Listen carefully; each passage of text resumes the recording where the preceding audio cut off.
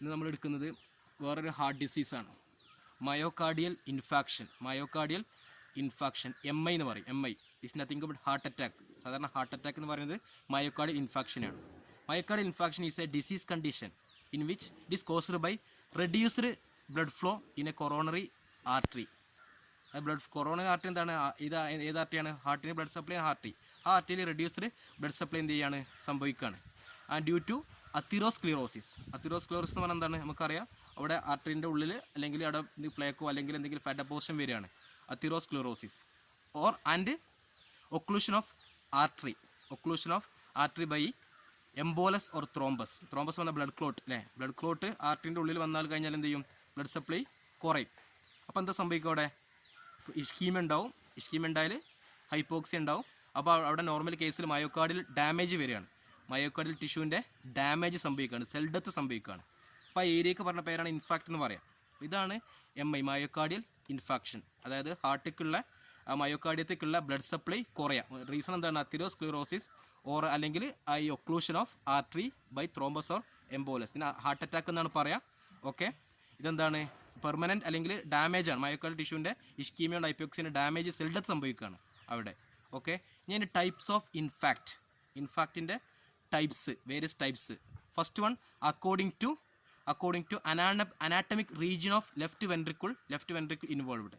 അതിനെ ബേസ് ചെയ്തുകൊണ്ട് posterior, anterior, lateral, circumference, അങ്ങനെ കുറച്ച് ക്ലാസിഫിക്കേഷൻ ഉണ്ട്. അതുപോലെ തന്നെ according to degree of thickness of ventricular wall involved. അതിൽ പറഞ്ഞ രണ്ട് ടൈപ്പ് ഉണ്ട്, ട്രാൻസ്മ്യൂറൽ ആൻഡ് ലാമിനാർ. ട്രാൻസ്മ്യൂറൽ എന്ന് പറഞ്ഞാൽ ഫുൾ തിക്നെസ് ആണ്, ട്രാൻസ്മ്യൂറൽ ആൻഡ് ലാമിനാർ. മൂന്നാമത്തെ category according to age of infarcts. Age newly formed ഉണ്ടാവും, അതിനെ പറയാം എന്താ പറയുക? അക്യൂട്ട് എന്ന് പറയാം, recent or fresh, newly formed അല്ലെങ്കിൽ അഡ്വാൻസ്ഡ് ഇൻഫാക്ട്സ്. ഇതാണ് അതിൻ്റെ ടൈപ്സ്. ഇനിയുള്ള അതിൻ്റെ റീസൺസ് ആണ്. ഏറ്റിയോളജി നമുക്ക് ആലോചന മനസ്സിലാവും. ഏറ്റിയോളജി, മയോകാർഡിയൽ ഇൻഫാക്ഷൻ ഏറ്റിയോളജി.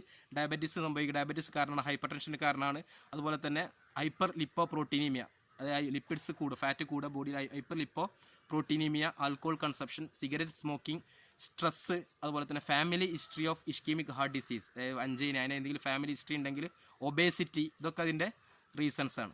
ഞാൻ ഇതിന് ക്ലിനിക്കൽ മാനിഫെസ്റ്റേഷൻ, സിംറ്റംസ് എന്തൊക്കെയാണ് ഈ MI ഹാർട്ട് അറ്റാക്ക് വരുമ്പോൾ ഉണ്ടാവും? നമുക്കറിയാം എന്തൊക്കെയാണ്. ഒന്ന് chest pain or chest discomfort ഉണ്ടാവും. അതുപോലെ തന്നെ ഡിസ്പ്നിയാണ് ഡിഫിക്കൽറ്റി ഇൻ ബ്രീത്തിങ്ങിന് ഡിഫിക്കൽറ്റി വരും. Dyspnoea, chest pain or discomfort, ഫാറ്റിക്, അതുപോലെ തന്നെ ഇൻക്രീസ്ഡ് സ്വെറ്റിംഗ്, അതുപോലെ തന്നെ nausea, vomiting, tiredness, anxiety, sleeplessness, ഇതൊക്കെ അതിൻ്റെ സിംറ്റംസ് ആണ്. എന്നാൽ കോംപ്ലിക്കേഷൻസ് എന്തൊക്കെയാണ്?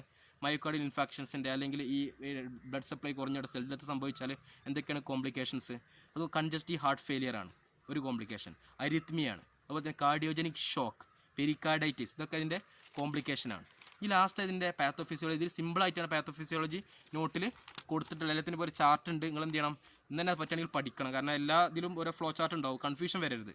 അപ്പോൾ നമുക്കറിയാം ഇതിൻ്റെ പാത്തോഫിസിയോളജി സിമ്പിളായിട്ട് ഇതിൽ എക്സ്പ്ലെയിൻ ചെയ്തിട്ടുള്ളത്. അതായത് ഈ ഏറ്റിയോളജിക്കൽ ഫാക്ടേഴ്സ് ഉണ്ടല്ലോ, ഇപ്പം ഹൈപ്പർ ലിപ്പിഡീമിയ അല്ലെങ്കിൽ ഒബേസിറ്റി അല്ലെങ്കിൽ അതിറോസ്ക്ലിറോസ്, അങ്ങനെ ഹൈപ്പർ ടെൻഷൻ, ഡയബറ്റീസ്, ഇതിലൊക്കെ എന്ത് ചെയ്യുക? എന്ത് കാരണമാവാം? അതിറോസ്ക്ലിറോസിസ് പ്രൊഡ്യൂസ് ചെയ്യാൻ കാരണമാവാം. അതിറോസ്ക്ലിറോസിസ് അല്ലെങ്കിൽ ആർട്ടീരിയൽ സ്പാസം അല്ലെങ്കിൽ അതിറോസ്ക്ലിറോസിസ് പ്ലസ് പ്ലേക്ക് അല്ലെങ്കിൽ ത്രോംബസ്. ഒന്ന് അതിറോസ്ക്ലിറോസിസ് എന്താണ്? അതിറോസ്ക്ലിറോസിസ് മാത്രമാണെന്നുണ്ടെങ്കിൽ അവിടെ ഗ്രാജുവലി ഒബ്സ്ട്രക്ഷൻ വരാം. ആർട്ടീരിയൽ സ്പാസം അവിടെ വന്നു കഴിഞ്ഞാൽ സഡൻ ആണ്, പക്ഷേ റിവേഴ്സിബിൾ ആണ്. ഇനി അതിറോസ്ക്ലിറോസിസ് ഉണ്ട്, പക്ഷേ പ്ലേക്കും ഉണ്ട്, അതുപോലെ തന്നെ ത്രോംബസും ഉണ്ട്, ബ്ലഡ് ക്ലോട്ട് ഉണ്ട്. അങ്ങനെയാണെങ്കിൽ എന്താണ്? അത് സഡൻ ആണ്, പക്ഷേ നോട്ട് റിവേഴ്സിബിൾ. ഇതൊക്കെ ആയി കഴിഞ്ഞാൽ എന്താ സംഭവിക്കുക? ഇങ്ങനെ സംഭവിച്ചാൽ ഇഷ്കീമിയ സംഭവിക്കും. ഇഷ്കീമിയ നമ്മൾ പഠിച്ചതാണ്, ബ്ലഡ് സപ്ലൈ കുറയാം. ഇഷ്കീമിയ സംഭവിച്ചാൽ ഹൈപ്പോക്സി ആവും, ഓക്സിജൻ പ്രോപ്പറായിട്ട് എത്തില്ല ടിഷ്യൂവിൽ, ഹൈപ്പോക്സി ഉണ്ടാവും.